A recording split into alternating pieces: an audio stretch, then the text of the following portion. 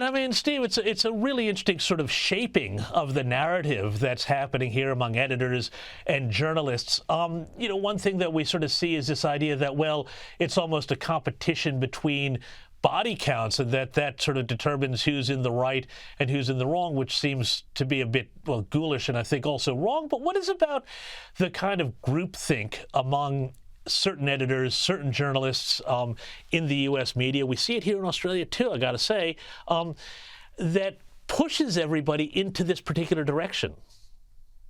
I think it's a combination of factors. I think that it's interesting. You talk about like the woke journalists in American media, a lot of different sort of marginalized communities they would really be going and supporting. But when it comes to Jews, when it comes to Israel, don't get that at all. No, instead it's this sort of role reversal where, yes, the Palestinians, and it is, it's tragic what's happening to them, but who's responsible for that? We look at the Hamas control of that area, Hamas not letting their own people go to safer areas. We don't get that sort of coverage in the American press. And I think that a lot of this, like so many problems in the corporate press these days, goes back to social media, goes back to the incentive structure that's built in, where if they cover things in a certain way, in this case, maybe to what might be viewed as pro-Israel, they get yelled at by a couple hundred people on Twitter or X, and it sounds like it's this big deal. When you look at poll after poll, even most Democrats, certainly independents and Republicans, are supportive of Israel and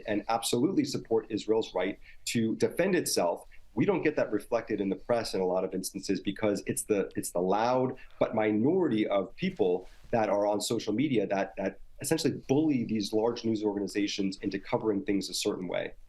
But also, Stephen, I'm sort of curious about whether or not the training institutions that these journalists are coming out of, we spoke earlier in the program about anti-Semitism at elite university campuses, college campuses in America. Is the fact that they're coming out of, many of the journalists and editors come out of these institutions, they get so captured by the narrative that the Palestinians are the victims and the Israelis are the oppressors and colonists, that they can't sort of see past that frame that they've been given by their training? I think there's definitely a part of that. Look, I am truly disturbed by what we're seeing on college campuses here, particularly in the biggest cities, the cities that are potentially, you would think of are the most woke, the most progressive.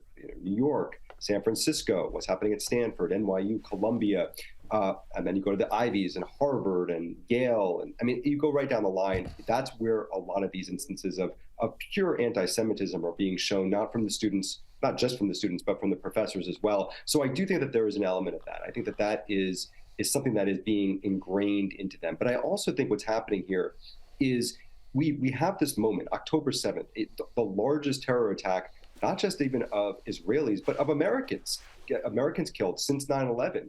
And that is this impetus for now to start to litigate centuries old, certainly since the 1940s, of what's happening in that region. Why is that all of a sudden the instance to do that? Well, it's because they just can't go and cover the story as it is, the October 7th and beyond. They have to go and start looking into the history and going into the entire backstory of the conflicts in order to get to a place where they feel comfortable covering it.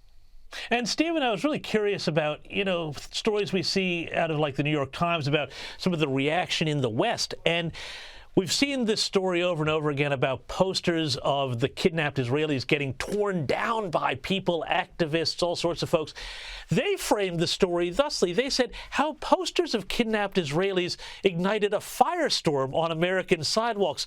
Again, as if there's just this sort of, both sidesism, or even, gee, look what those terrible, nasty posters did. They wound up igniting a firestorm. It's fascinating to watch. You hear the biggest criticisms of the press from people from the left.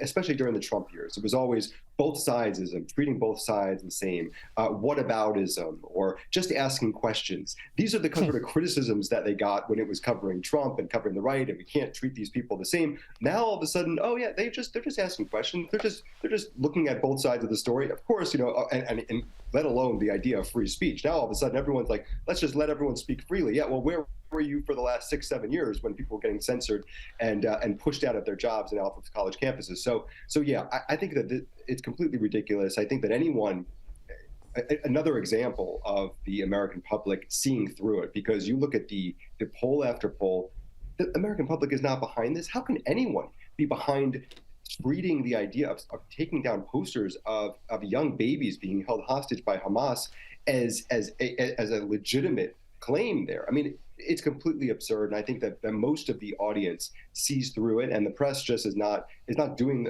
themselves any service by treating it like it's an actual story. Steve Krakauer, we're going to have to leave it there. Thank you so much, and everybody go out and buy his book, Uncovered.